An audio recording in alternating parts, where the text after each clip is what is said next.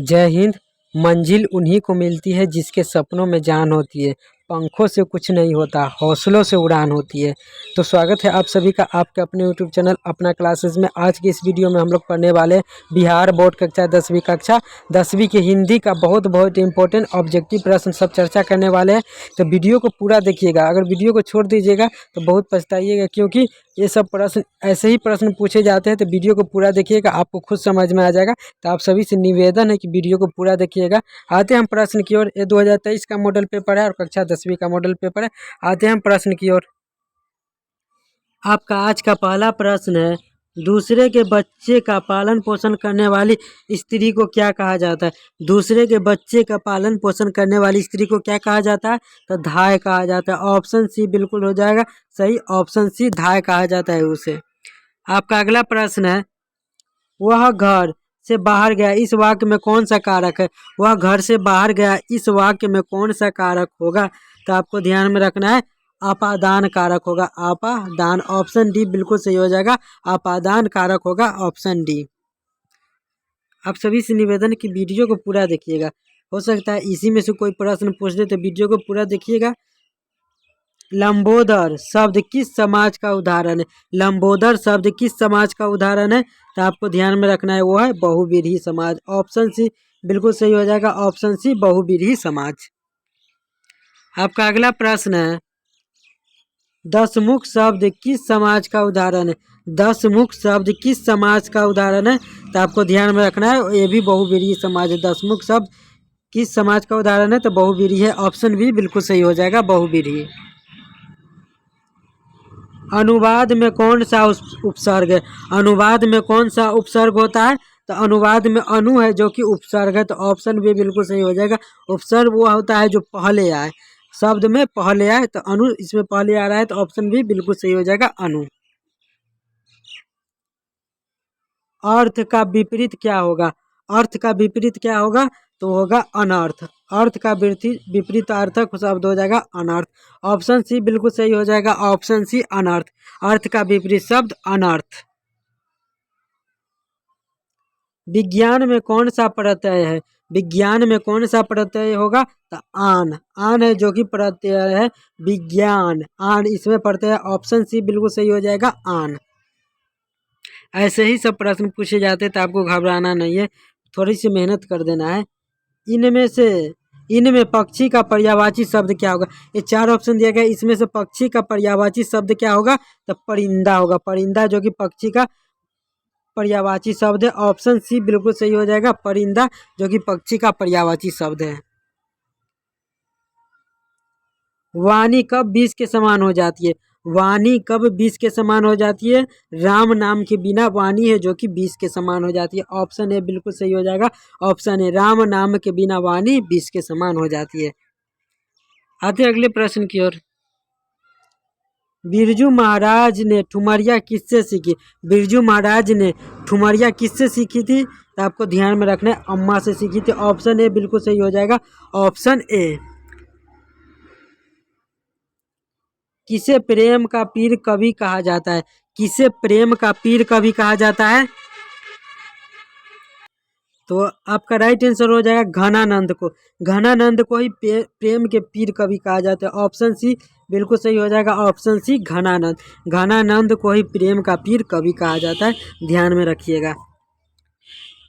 आगे बढ़ने से पहले अगर आप भी चैनल पर नए हैं तो चैनल को सब्सक्राइब जरूर कीजिएगा, क्योंकि रोज हम आपके लिए ऐसे ही वीडियो लाते रहते हैं जिससे आपकी तैयारी अच्छी हो और आप अच्छे अंक ला सके।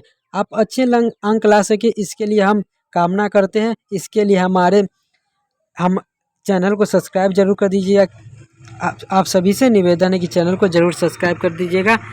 एक सब्सक्राइब एक लाइक आप सभी से ज़रूर बनता है, क्योंकि वीडियो बनाने में थोड़ी सी मेहनत जरूर लगती है, तो मेहनत का तो फल मिलना ही चाहिए। एक लाइक एक सब्सक्राइब जरूर आप सभी से निवेदन है। किसके हुंकारों से महलों की नींव उखड़ जाती है? किसके हुंकारों से महलों की नींव उखड़ जाती है? तो आपको ध्यान में रखना है कि जनता के हुंकारों से महलों की नींव उखड़ जाती है। ऑप्शन डी बिल्कुल सही हो जाएगा। पत्थर पर लिखी हुई जली हुई छाया किसकी साखी है? पत्थर पर लिखी हुई जली हुई छाया किसकी साखी है? तो वो है मानव की। ऑप्शन सी बिल्कुल सही हो जाएगा, ऑप्शन सी मानव। पत्थर पर लिखी हुई जली हुई छाया किसकी साखी है? तो मानव के। ऑप्शन सी बिल्कुल सही है। पाठ्य पुस्तक में संकलित जीवानंद दास की कविता हिंदी में अनुवाद किसने की? पाठ्य पुस्तक में संकलित जीवानंद दास की कविता का हिंदी में अनुवाद किसने किया है? तो आपको ध्यान में रखना है कि वो किया है प्रयाग शुल्क ने किया है। ऑप्शन ए बिल्कुल सही हो जाएगा, ऑप्शन ए प्रयाग शुल्क। ध्यान में रखिएगा। आते हैं अगले प्रश्न की ओर। दिनकर को ज्ञानपीठ पुरस्कार किस रचना पर प्राप्त हुआ?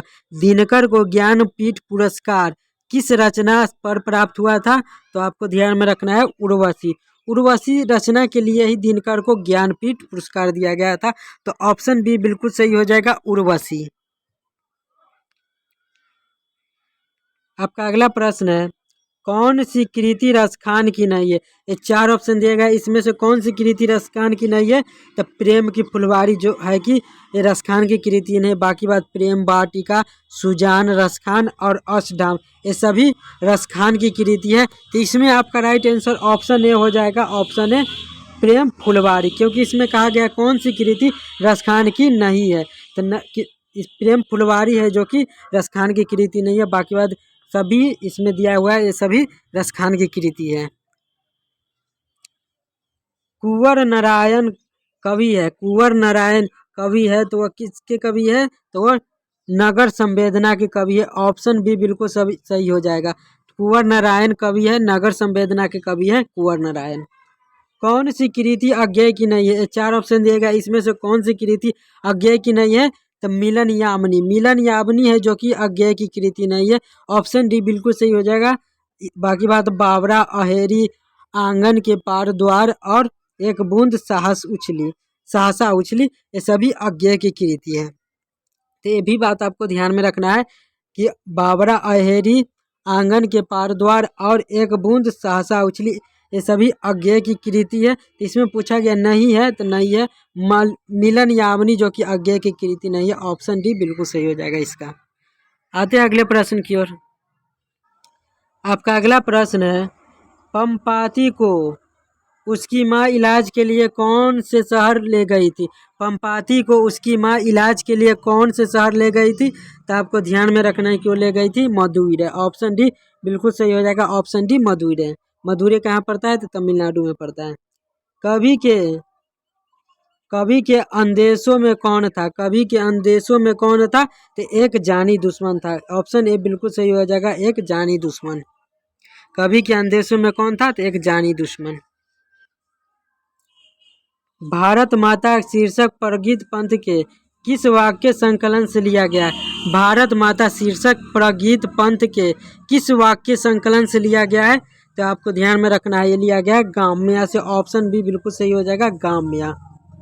जीवानंद दास किस भाषा के कवि है? जीवानंद दास किस भाषा के कवि है? तो बांग्ला भाषा के कवि है। ऑप्शन सी बिल्कुल सही हो जाएगा, बांग्ला, ऑप्शन सी। आपका अगला प्रश्न है, पाठ्य पुस्तक में संकलित रिलके की कविता किस भाव की है? पाठ्य पुस्तक में संकलित रिलके की कविता किस भाव की है? तो वो है, आपको ध्यान में रखना है, भक्ति। ऑप्शन सी बिल्कुल सही हो जाएगा, भक्ति। पाठ्य पुस्तक में संकलित रिलके की कविता भक्ति भाव की है, तो आपको ध्यान में रखना है। पंडित बिरजू महाराज का जन्म कहाँ हुआ था?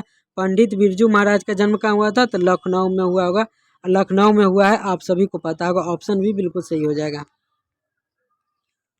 ला शत्रुज क्या है? ला शत्रुज क्या है? तो आपको ध्यान में रखना है, यह है इमारत। ऑप्शन ए बिल्कुल सही हो जाएगा, ला शत्रुज एक इमारत है। अज्ञेय का जन्म किस प्रदेश में हुआ था? अज्ञेय का जन्म किस प्रदेश में हुआ था? तो आपको ध्यान में रखना है, उत्तर प्रदेश में हुआ है। ऑप्शन बी बिल्कुल सही हो जाएगा, उत्तर प्रदेश। अज्ञेय का जन्म उत्तर प्रदेश में हुआ है। ऑप्शन बी बिल्कुल सही हो जाएगा। निम्न में से नरक शब्द का विशेषण कौन है? ये 4 ऑप्शन दिए गए, इसमें से नरक शब्द का विशेषण क्या हो जाएगा? तो नारकीय हो जाएगा। ऑप्शन बी बिल्कुल सही है, ऑप्शन बी नारकीय है। रसखान किस काल के कवि है? रसखान किस काल के कवि है? तो वो है भक्ति काल के। ऑप्शन डी बिल्कुल सही हो जाएगा, ऑप्शन डी भक्ति काल। रसखान किस काल के कवि है? तो भक्ति काल के कवि है। आपका अगला प्रश्न है, अधिकार शब्द में उपसर्ग है। अधिकार शब्द में उपसर्ग कौन होगा? तो अधि। जो मैंने बताया है कि जो पहले आए, शब्द में पहले आए वही उपसर्ग होता है, तो अधि इसमें पहले आ रहा है, तो ऑप्शन सी बिल्कुल सही हो जाएगा, अधि। पंचम शब्द का संधि विच्छेद होगा। पंचम शब्द का संधि विच्छेद कौन क्या होगा? तो पम जोड़ चम। पम जोड़ चम, ऑप्शन सी बिल्कुल सही हो जाएगा। पम जोड़ चम पंचम हो जाएगा, ऑप्शन सी बिल्कुल सही हो जाएगा इसका। वाक्य के कितने भेद है? वाक्य के कितने भेद होते हैं? तो वाक्य के आप सभी को 3 भेद होते हैं, आपको ध्यान में रखना है। आते हैं अगले प्रश्न की ओर। ऑप्शन सी है 3 आपका राइट आंसर इसमें हो जाएगा। बातों की जलेबी बनाना मुहावरे का अर्थ है। बातों की जलेबी बनाना मुहावरे का अर्थ क्या होगा? तो गप सप में आनंद लेना। गप सप में आनंद लेना, ऑप्शन ए बिल्कुल सही हो जाएगा, ऑप्शन ए। बातों की जलेबी बनाना मुहावरे का अर्थ है गप सप में आनंद लेना, ऑप्शन ए बिल्कुल सही हो जाएगा आपका। तो ये था बिहार बोर्ड कक्षा 10वीं का हिंदी का बहुत बहुत इम्पोर्टेंट प्रश्न। ऐसे ही प्रश्न आपकी परीक्षा में पूछे जाते हैं, तो आपको इन सभी बातों को अच्छी से तरीके से नोट कर लेना है।